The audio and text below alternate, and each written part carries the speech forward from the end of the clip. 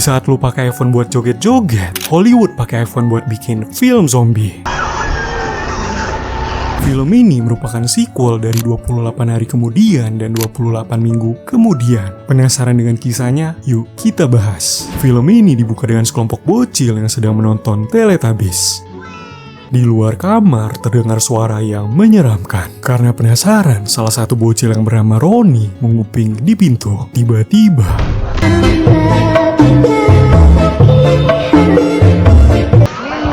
Ronnie yang panik langsung keluar dari rumah dan menuju ke gereja. Di gereja, Ronnie bertemu dengan ayahnya yang sedang berdoa. Tapi ayahnya yang salah mengartikan kebenaran menganggap ini adalah keselamatan yang diberikan oleh yang di atas. Setelah itu, para zombie bermunculan dan menggigit ayahnya Ronnie. Berlokasi di Banyuwangi, kita diperkenalkan dengan karakter baru yang bernama Sonny. Setelah bangun tidur, Sonny menikmati sarapannya bersama sang ayah. Kemudian, Tini, ibunya Sonny, terbangun dari sakitnya. Dan ternyata Tini memiliki masalah ingatan. What the are you talking about? Sonny kemudian meninggalkan Tini dengan alasan mau ke sekolah. Di bawah, ia bertemu dengan Tony yang kemudian memberikannya busur panah. Dari sini kelihatan kalau Sonny tidak benar-benar ke sekolah. Setelah itu, Sonny dan ayahnya menuju ke suatu tempat. Setelah sampai di tujuan, ada beberapa orang yang sudah menunggu mereka. Kemudian, seorang wanita tua yang bernama Jenny memberitahu Sonny bahwa ketika keluar dari gerbang ini, maka tidak akan ada jalan untuk kembali. So once you walk onto that mainland, you're on your own. You understand? Dan ternyata mereka ke Banyu Asin untuk mewipe out orang-orang yang terinfeksi. Di hutan, mereka bertemu dengan Zuntul. Zuntul adalah zombie yang masih kerabatan dengan para tuyul. Meskipun lambat, bukan berarti mereka tidak berbahaya. Dan kalau kelihat satu, biasanya yang lain ada di sekitar sini. Cara membunuh Zuntul gampang banget. Tinggal serang aja lehernya. Karena dipaksa ayahnya, Sonny berhasil membunuh satu Zuntul. Tanpa disadari, Zuntul yang lain sudah berada di belakang mereka. Karena dikasih tahu sutradara, ayah Sonny pun mengetahuinya. Dan kemudian membantai para Zuntul. Dikarenakan iba, ayah Sonny membiarkan satu Zuntul yang kecil hidup. Setelah itu, mereka tiba di sebuah kabin dan menemukan mayat yang sedang dimakan oleh gagak. Di saat mereka lengah, ternyata mayat itu adalah zombie. Kemudian ayah Sonny menyuruh Sonny untuk menembak zombie tersebut. Karena nggak tega, Sonny baru bisa menembakkan panah tersebut di detik-detik terakhir. Di jalan, mereka melihat kepala rusa yang sedang tertancap di atas pohon. Kemudian, ayah Sonny menyadari sesuatu bahwa yang melakukan ini adalah ketua guildnya zombie. Ayah Sonny yang panik kemudian mengajak Sonny untuk pulang. Di jalan pulang, terlihat banyak zombie yang sudah menunggu. Dan di antara para zombie tersebut, ada satu zombie yang ukurannya udah kayak Titan. Adegan menegangkan pun dimulai. Dikarenakan zombie-zombie itu terlalu cepat, mereka sesekali harus berhenti dan melawan. Kemudian, mereka menemukan sebuah rumah dan bersembunyi di atapnya. Karena nggak bisa kemana-mana, mereka terpaksa berdiam di sana semalaman. Di kejauhan, Sonny melihat ada kobaran api yang sedang menyala. Apa itu, ayah? Yo nggak tahu, kok tanya saya? Saat tertidur, Sonny memimpikan ibunya yang sedang tenggelam. Bersama dengan itu, ada ribuan rusa yang sedang berlari sehingga membuat rumah yang mereka tempati mulai runtuh. Karena masih setengah jalan, Pak Sutradara masih membiarkan mereka hidup. Setiba mereka di pesisir pantai, mereka tidak bisa berlari karena sedang pasang naik. Dan tanpa mereka sadari, ketua guild zombie sedang mengejar mereka. Saat ketua guild zombie sudah dekat, Pak Sutradara baru memberitahu mereka. Rasanya banget. Dan kejar-kejaran pun terjadi. Di saat terdesak, bala bantuan pun tiba. Setelah itu, para warga Banyuwangi merayakan kepulangan mereka. Di pesta, ayah Sonny melebih-lebihkan cerita perjalanan mereka.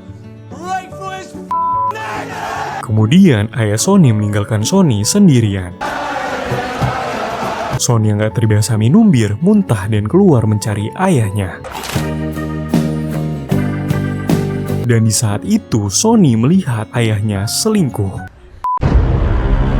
Sony yang kecewa langsung pulang ke rumah. Di rumah ia bertemu dengan Tony dan menceritakan cerita yang sesungguhnya saat di perjalanan. Sony merasa ayahnya banyak berbohong. Kemudian Sony menceritakan api yang ia lihat. Dan ternyata Tony menyadari yang membuat api itu adalah Dr. Tito.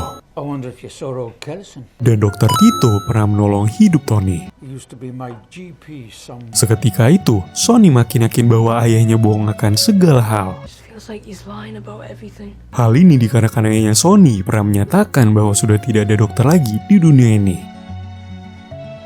Keesokan paginya, Sony yang kecewa langsung menghindar dari ayahnya. Sony juga marah besar pada ayahnya karena ia berbohong soal api dan tidak ada lagi dokter di dunia ini. Ia marah begitu besar pada ayahnya karena di saat ayahnya tahu ada dokter yang bisa menyelamatkan Tini, ayahnya memilih untuk diam. Akhirnya si ayah terpaksa jujur dan menceritakan bahwa Dr. Tito adalah orang yang gila karena membakar ribuan mayat dengan alasan yang tidak jelas. Dan hal inilah yang membuat ayahnya menghindar dari Dr. Tito. Sony kemudian menyatakan, kalau ibu mati apakah ayah akan bersama dengan selingkuhan ayah? Seketika itu Sony ditampar oleh ayahnya. Setelah itu Sony meminta ayahnya untuk meninggalkan dirinya dan ibunya. Kemudian Sony berencana melakukan perjalanan untuk mencari Dr. Tito bersama ibunya. Setelah itu ia membakar sebuah gudang untuk mengelabui para penjaga. Setelah berhasil, Sony membawa pergi ibunya. Awalnya ia berbohong pada ibunya bahwa ia akan mengajak ibunya ke sebuah pantai. Namun pada saat di atas bukit, ibunya menyadari bahwa Sony telah berbohong. Akhirnya Sony terpaksa jujur bahwa ia akan membawa ibunya menemui seorang dokter. Setelah itu mereka melanjutkan perjalanan dan memilih untuk bermalam di bangunan tua. Sementara ibunya tidur, Sony memilih untuk berjaga. Tidak berlangsung lama, Sony juga ketiduran. Tanpa ia sadari ada sesosok Zuntul yang sudah siap menangkap dirinya. Dan tiba-tiba, saat Sony terbangun, ternyata itu bukanlah mimpi. Terlihat Zuntul yang semalam sudah mati dengan kondisi yang mengenaskan. Dan ternyata itu adalah ulah Tini. Di tempat yang berbeda, ada sekelompok tentara yang sedang dikejar para zombie. Dan beberapa dari mereka gugur digigit zombie. 3 tentara yang tersisa kemudian memasuki sebuah terowongan. Di sana, mereka tidak menyadari ada sesuatu yang sedang mengintai. Ketua guild zombie lainnya muncul. 1 tentara pun tewas dengan kondisi yang mengenaskan. Kemudian, kita dibawa kembali kepada Sony dan Tini yang saat ini sedang berada di padang rumput. Adegan menegangkan pun kembali dimulai. Di saat mereka masuk ke gedung pom bensin yang sudah tua, ada banyak gas yang sudah bocor. Mereka pun terjebak di sana. Saat sudah di ujung tanduk, seperti biasa, the power of sutradara. Ada seorang tentara yang muncul menolong mereka. Tentara tersebut bernama Eddie. Eddie berada di sini karena perahu yang mereka tumpangi menabrak gunung es. Setelah itu, mereka berjalan menuju daratan yang kemudian diserang oleh para zombie. Dan ternyata Eddie adalah satu-satunya tentara yang selamat dari pembantaian zombie yang kita lihat tadi. Kemudian, Eddie memutuskan untuk menemani dan membantu mereka. Bahkan, Eddie membantu menggendong ibunya Sony yang lagi sakit. Karena lelah menggendong Tini, Eddie memutuskan untuk beristirahat sejenak. Setelah itu, mereka kembali melanjutkan perjalanan. Tini kemudian menemukan sebuah bangkai kereta. Di dalam kereta, ada 1 zombie yang sedang hamil dan akan segera melahirkan. Dan anehnya, Tini malah tos-tosan dengan zombie bumil tersebut.